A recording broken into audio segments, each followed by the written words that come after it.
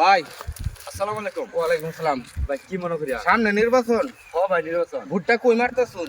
ভাই ভোটটা অন্য সিদ্ধান্ত হারছে না কারে যে দেই এটা মোটামুটি সময় দেয় আমার কি না ভাই, মনে করুন যেহেতু নির্বাচন আয় পড়ছে, ঠিক আছে, ভোটটা আপনি এরকম লোকেরই দিবেন যাতে দেশের জন্য কোনো কিছু সে করতে পারে ভবিষ্যতে। আসসালামু আলাইকুম ভাই।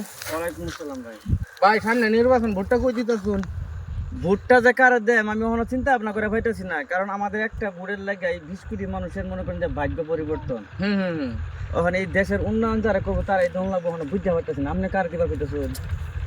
আমিও ভাই কারো পক্ষ লইতেছি না, তবে আপনার কাছে যে যোগ্য ব্যক্তি দেশের উন্নয়ন করব, রাত্রে চিন্তা করিয়া সোয়ালে গিয়ে ভুট্টা মারবাই। মানে আপনার কথা হলো এই 22 কোটি মানুষের ভাগ্য পরিবর্তন আমাদের একটা ভোটের উপরে, হুম, যে যোগ্যবান ব্যক্তি তার এই ভোটটা দিতাম। ঠিক আছে ভাই। মাশাআল্লাহ। আমনের একটা ভোটে মনে রাখবেন 20 কোটি মানুষের ভাগ্য পরিবর্তন করব, ওই হিসাবটা করে আপনি ভুট্টা মারবানি।